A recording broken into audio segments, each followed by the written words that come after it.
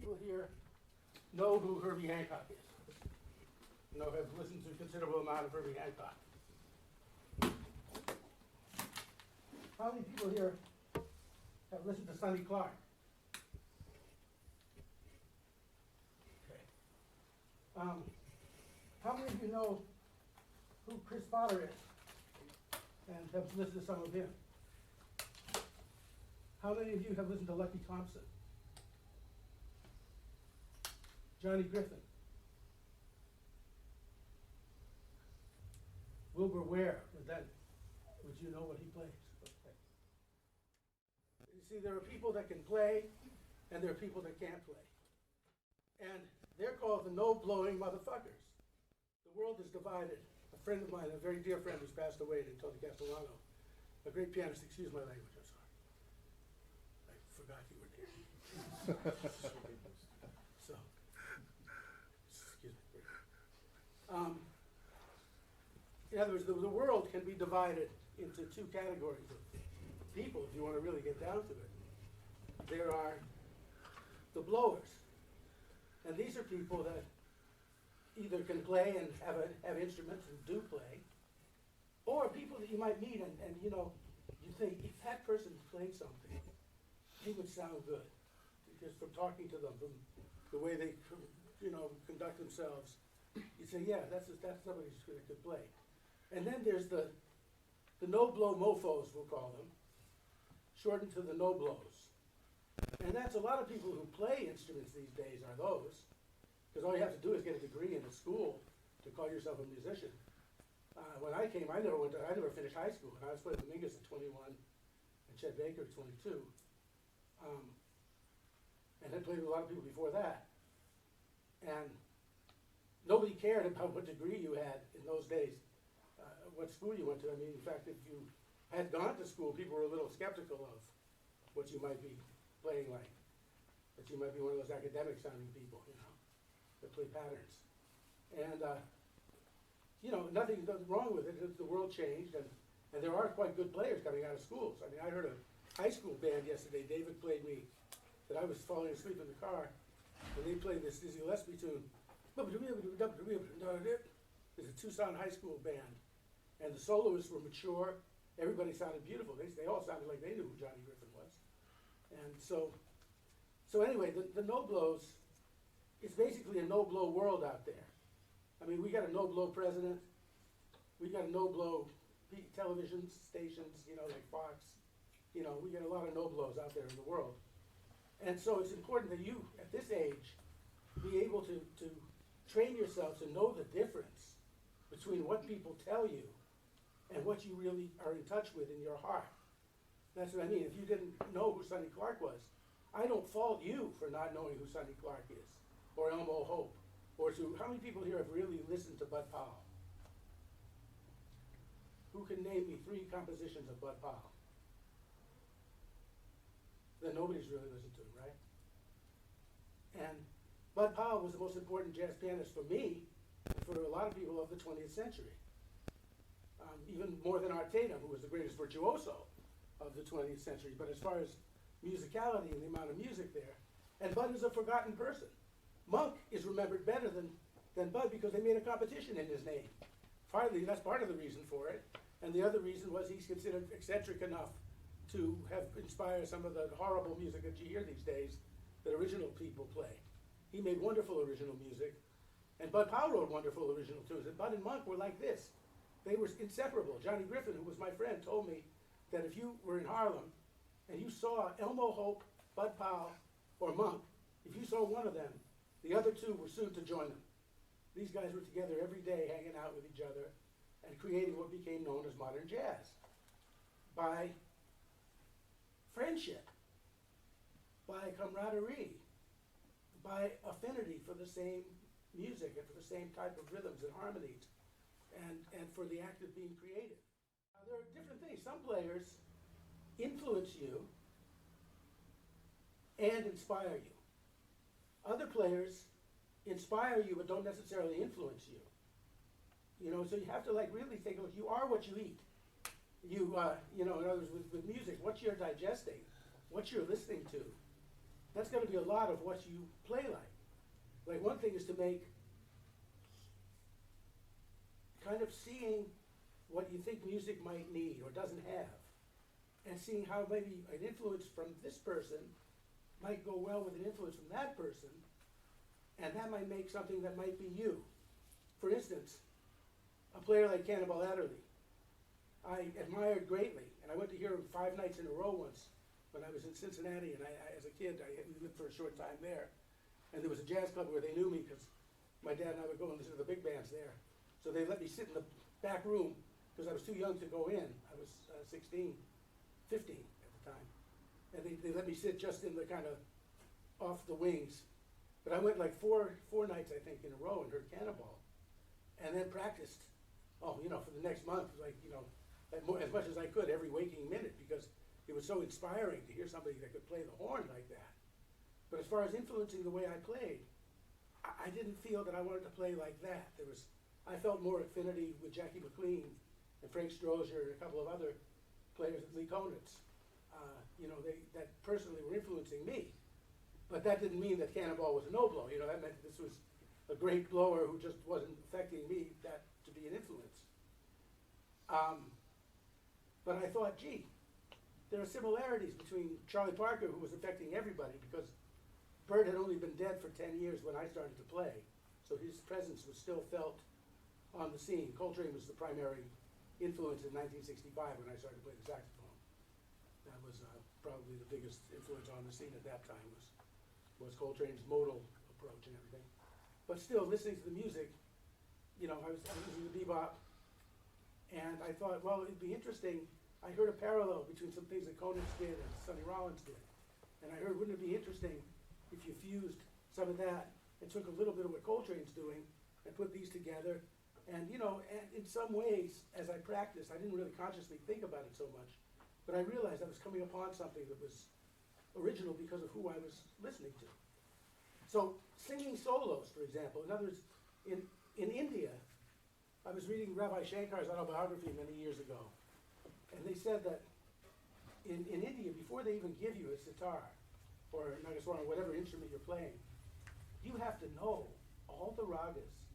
At least the morning raga and the evening raga, you have to be able to sing it and tap it without the instrument. Then they'll give you the instrument. So the idea is to make the music visceral, where you're feeling it as a part of you before you even pick up your horn. So I thought that was a very interesting approach, and I think I was singing solos. I was what they called, I guess I was a kind of prodigy. Of course, I hear these guys now, and I don't think I was. But, hearing these guys from Tucson, I think, but I was for the time I came up in, I guess. And one of the things that helped me with that was that I sang with records. And I could, I used to put on a beret when I was in 5th grade.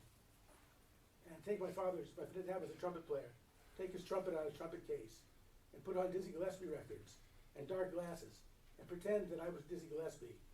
And what I didn't realize was I was training my fingers, because I didn't know the right fingerings. But when he went, bo-da-do-ya-da, bo-do-ba-da-ba-do-be-da, do-ya-da, ba-do-ya-do, ba-dee-ba-da, do-ya-do-be-do-ba-da, do-ya-do, bo-dee-ba-dee-ba-oo-be-ba-do-be-da. So I was tapping all those rhythms that became rhythms that were rhythms I later used in understanding this music. So, and then I would sing, we didn't have much money, and we had a pretty decent record collection, so I'd take one of my parents' records, or I'd buy a record, and I could only afford one. So I listened to that record, both sides, every track, for like 2 weeks before I could afford to buy another one. But I'd have everything down. I'd have the Lester Young record, I'd have the saxophone solo, the piano solo, the bass solo, the fours with the drummer. I could sing the whole record, the kind of bassy records. I could sing everything. And so when I finally started to play at 13, since I've been doing this since I was 11, it wasn't so hard to play. I knew how it had to sound.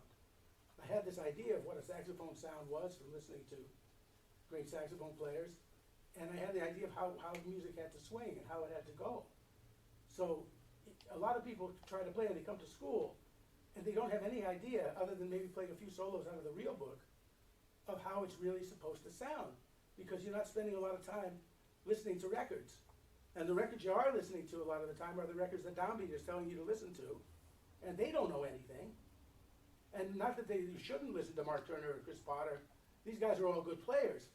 But you might want to listen to what they listened to, because they didn't just start out playing like that.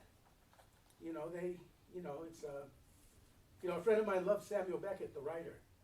So he read everything by Samuel Beckett. Then he felt like, what am I going to read now that I've read everything that he's written? He said, I know. I'll try to read everything that Samuel Beckett might have read. So that kept him busy for the rest of his life. Just trying to read what his influence had read. How many of you have sung a solo with a record?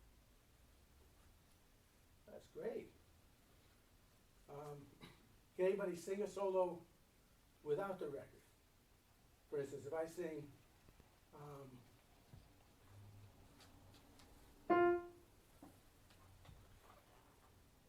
can anybody identify this solo?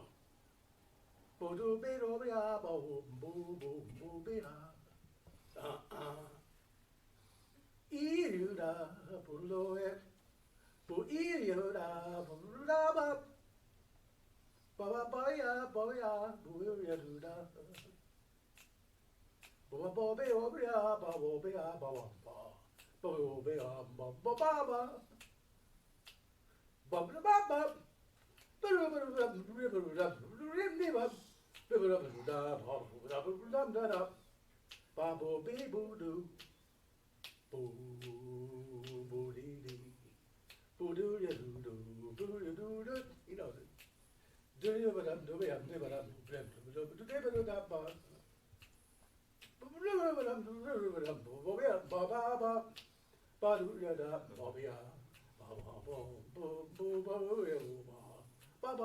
Trumpet.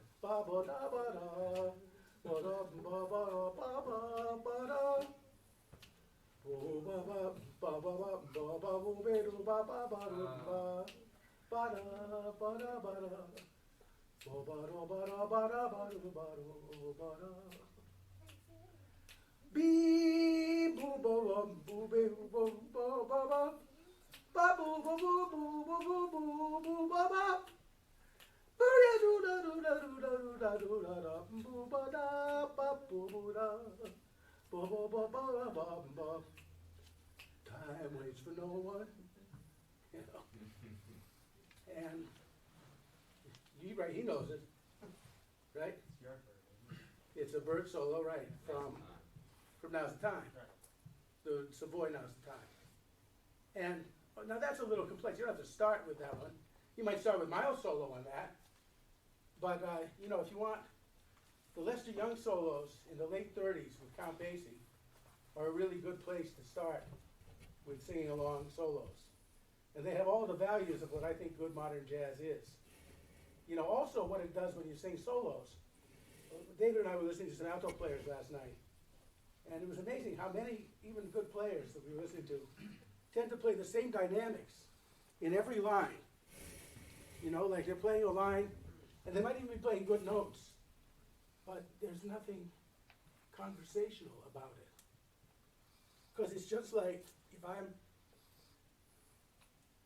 if I'm talking to you, and I'm telling you really good things to do, but I'm saying it to you like this. I'm saying this is what you have to do, and I think that you have to practice this and that and thusly the other and this and that. And I talk at this tone for 40 minutes. You're going to stop listening to me after about 5 minutes. After 5 minutes of talking like this and never going like this and never putting inflection and dynamics in what I'm talking to you about, I'm going to lose your attention. Same thing with music. People, you're playing for people, right? And they're sensitive to that. They don't want to hear somebody come at them in a monotone. So, if I'm playing like this, let's do a little Stella by Starlight, and just Dan and I. 1, 2, 3.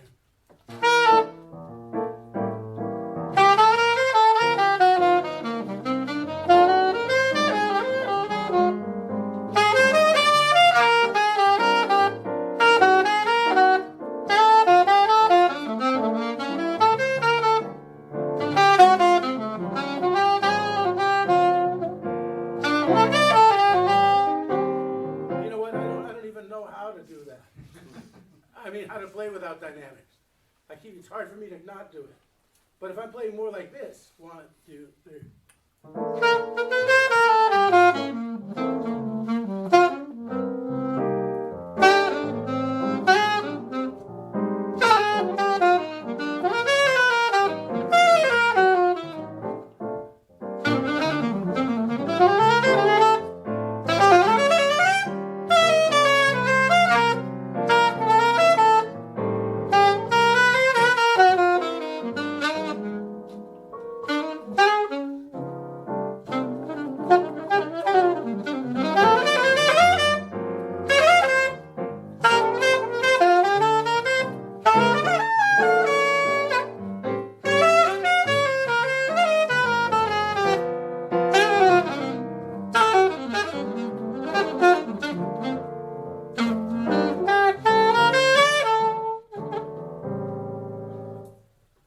There's much more of a sense of life.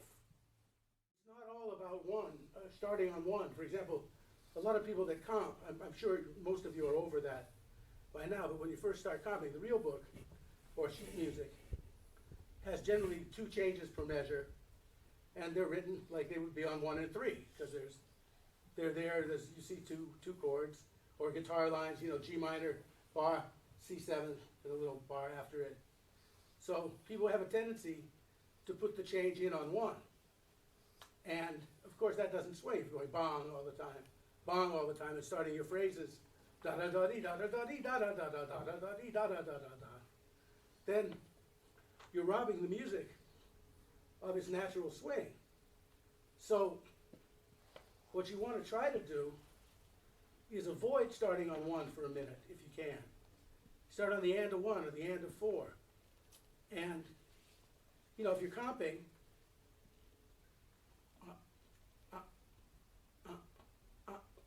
and 1 on the beat and 1 off the beat, like a Charleston groove, like.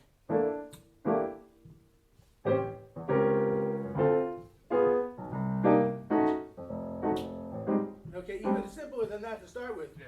Trying to go through a whole chorus consistently, because I found a lot of people can't do the consistent thing. If you ask them to just do this over and over, they have to change it within 16 bars. Or with 8 bars, it isn't the same thing. I said, no, I want you to do this. Do it all the time. Start on the second beat. And people will say, well, I did, but then it got tiring. I said, yeah, well, you're not supposed to play like that, but you're supposed to understand it so you can acquaint yourself with different parts of the time. I have a thing called Meet the Beats. So you want to be aware of what it sounds like to start a phrase on 1. Then to start a phrase on the and of 1, to start a phrase on 2, phrases that start on the and of 2, phrases that start on the third beat of the measure, phrases that start on 4, and phrases that start on the and of 4. So we're just really dealing with 4 at this point.